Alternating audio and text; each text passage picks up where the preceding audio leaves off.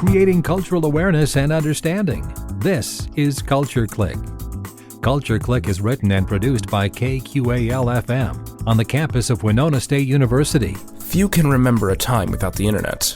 Many of you are listening to this right now at our website, kqal.org. However, the internet is a lot like an unexplored land, with all of us exploring and creating foundations and colonies in the form of websites, chat rooms, and more. Much like an unexplored land, however, you can come across several dangers in the ethereal world of the internet. On today's Culture Clique, we talk with Alison Feigh and Leo Lemire about some of the many dangers and tips in navigating the virtual playground. I walked into Winona Senior High.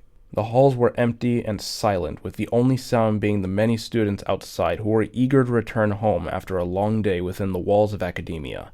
I made my way up the stairs into a small room, similar to a library. After a while, two women walked in. They were Alison Feigh and Leo Lemire, ready to share the message they had. Shortly after their arrival, more people showed. A myriad of individuals mingled as the presentation was being prepared. People from several backgrounds, all brought together by an overwhelming concern for the youth in an ever-expanding world called the internet.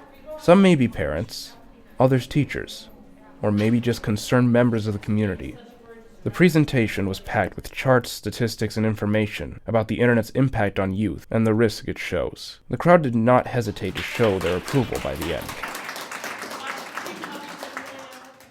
The presentation was really great. I think it was a really valuable thing to have brought to the school. Yeah, it was good. It was really interesting and educational.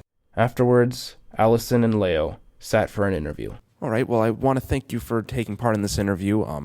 Can I get your names? Sure. My name is Alison Feigh, and I serve as the director of Jacob Wetterling Resource Center, one of the programs of Zero Abuse Project. The Zero Abuse Project is an organization committed to transforming institutions in order to effectively prevent, recognize, and respond to child sexual abuses. And I'm Leo Lemire. I serve as the site director for Hope Harbor, a nonprofit that works with at-risk youth in Winona. Hope Harbor is a Christian organization that works with at-risk youth ages 12 to 17 on mental health, abuse, and other problems facing the age group. I saw your voice kind of shake during this presentation. You obviously have a very emotional connection to this issue that's presented. Yeah, I work with families where they have a loved one who's gone missing. And so we always want to try to get ahead of that problem, and a lot of the cases deal with the internet. So the more that I can equip families before we're dealing with the worst case scenario, the better. Many consider abduction to be the worst case scenario. However, that was not actually the issue addressed in the presentation, and Alison explains why. Abductions are very, very rare. We have about 100 to 300 of those in the United States every year. What we see far more is where people online are seducing kids or asking kids to send them things, pictures, things like that, that then put kids in way over their head very quickly. So we want to equip parents to get ahead of these crimes against children. Well, what would you say is the first step? What should parents know firsthand off the bat? Yeah, talk to your kids, engage with your kids, do a lot of what-if skill building. What if this happens? What if that happens? Don't put off conversations that can help keep them safe. All right, in your presentation, you mentioned the three kinds of families. Can you go into detail of what that is? Yeah, Barbara Colaroso, in her research, she talks about... Barbara Colaroso is an internationally recognized speaker and author in the areas of parenting, teaching, school discipline, nonviolent conflict resolution, reconciliatory justice, and grieving. Her best-selling books include Kids Are Worth It, Parenting Through Crisis, and The Bully, The Bullied, and The Bystander. She talks about thinking about families in three different ways. Families that are like a jellyfish, where like anything goes, do whatever you want. Families that are brick walled, it's like we don't show emotion, we don't show feeling.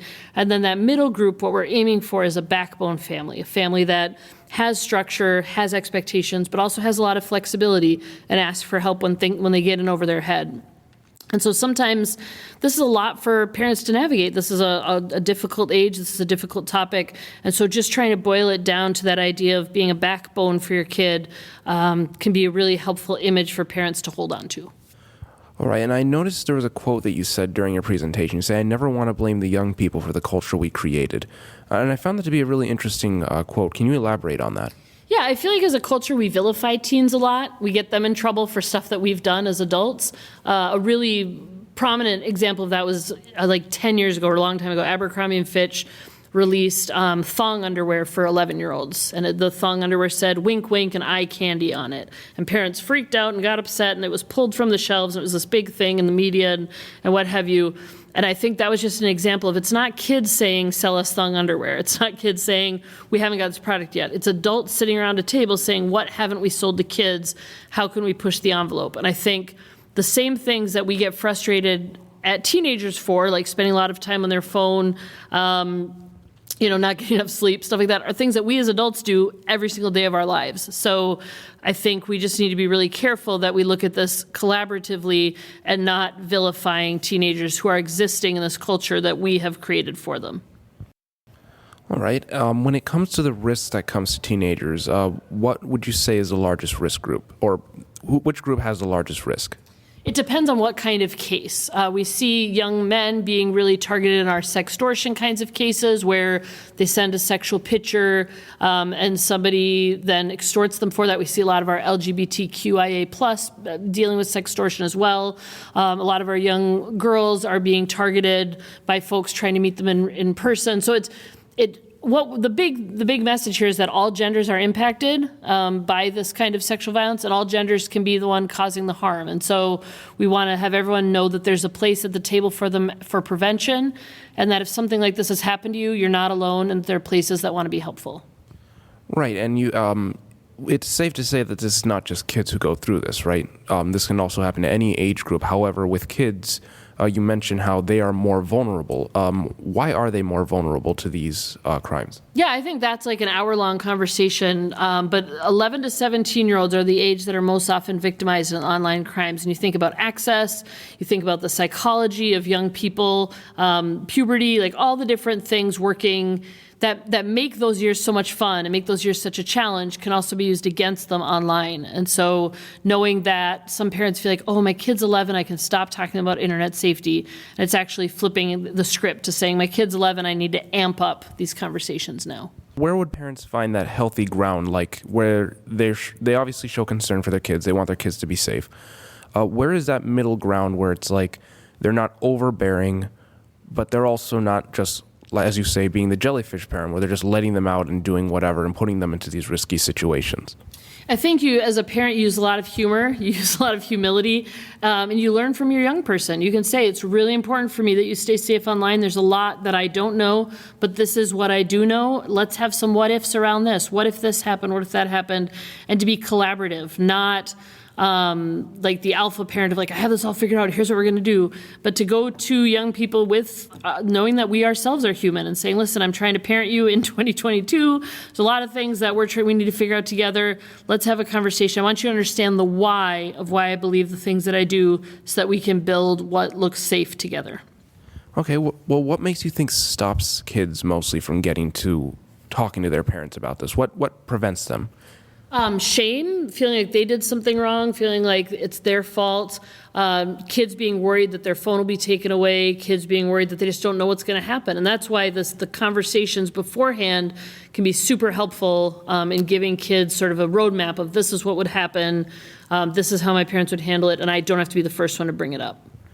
Right, and in regards to like not being the first one to bring it up and stuff like that, you brought up how you hated hate's a strong way to say it. You dislike the quote, hurt people hurt people. And you said that it's more accurate to say people who are healed are going to heal other people. Can you go into detail about that? Yeah, I was at a junior high once and I was talking about building an online footprint, and I had a 14-year-old girl raise her hand. She said, I've already sent out sexual pictures of myself. Am I now done forever? And I don't want a 14-year-old to feel like that they're done forever. That's not helpful to anyone. And so the idea of people saying like, oh, I've made a mistake online, I'm done, or this is over, or I'm going to be the one to cause harm now because I've been harmed. And I think we have to flip that and think about all the people out there who have been hurt, who've worked on their own healing, who are now some of our best healers out there. Some of the most strongest voices against cyberbullying are kids who are cyberbullied. Some of the strongest voices against family violence are kids who lived through family violence. So I don't want anyone to think, I've had this in my trauma history, therefore I'm going to go traumatize others. That's not what we see. What we see is people working on themselves, working on what's happening to them, and being a part of making the world better for the next generation to come.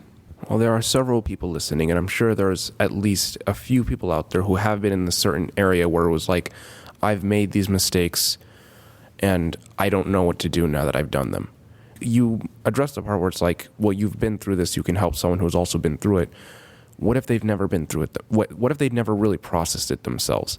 That, maybe they sent an inappropriate image or something like that, trying to get that validation or that peer pressure, something like that, And they're now at that point where it's like, I know this mistake is on me and I can't let go of it because I know that that part of me is out there that shouldn't be out there in the first place. Yeah, they're phenomenal organizations, and we can talk, Hope Harbor, who's sponsoring this, the service that they have for young people, looking to your local rape crisis center, even though people will say, well, it's not rape, but those folks have special training to talk and to build safety planning around this. Thorn is a great online website. It's actually Ashton Kutcher and Demi Moore's group that have done great research and have great services for youth around these areas.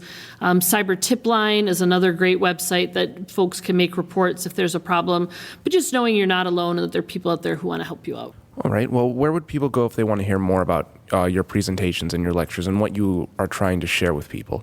Yeah, they could go to Zero Abuse Project, zeroabuseproject.org to support us, to support the work and get the word out. Yeah, and if you have more questions locally in the Winona area on how to navigate some of these topics, you can go to www.hopeharbormn for Minnesota.org. You've both given me a very good interview, and you've given what our audience can do to contact you. What if you could say anything to a parent who's nervous about their kid or something like that? What would you say to them? Ask for help. There are people out there who want to be helpful. There are agencies that want to be helpful. No one has to do this alone. A lot of parents will call and they'll think that they're the only parent who's navigated this. And they're sometimes relieved and then also shocked of how many parents are trying to navigate these situations with their kids. So just know that they're not alone, know that help is out there, and that we're all just trying to do the best we can for our kids. Mm-hmm. Yeah, and I honestly don't think I could say it much better than that. It stole the words right out of my mouth, so we're on the same page. We really appreciate this effort you all have been putting out, and we hope the best for you. Thank you so much. Thanks for being here. Yeah, thank you very much. Thanks again to Alison, Feigh, and Leo Lemire for agreeing to be on today's Culture Clique. To find more of their work, go to www.zeroabuseproject.org and www.hopeharbormn.org. To keep up with all things Winona and the surrounding community, tune in to Culture Clique Thursdays at 12:30 right here at 89.5 KQAL. I'm Giovanni Bermudez. Creating cultural awareness and understanding. You've been listening to Culture Clique. Support for Culture Clique is made possible by the Minnesota Arts and Cultural Heritage Fund. Culture Clique is produced by KQAL-FM on the campus of Winona State University. For more information, look us up on the web at kqal.org. And thanks for listening to Culture Clique.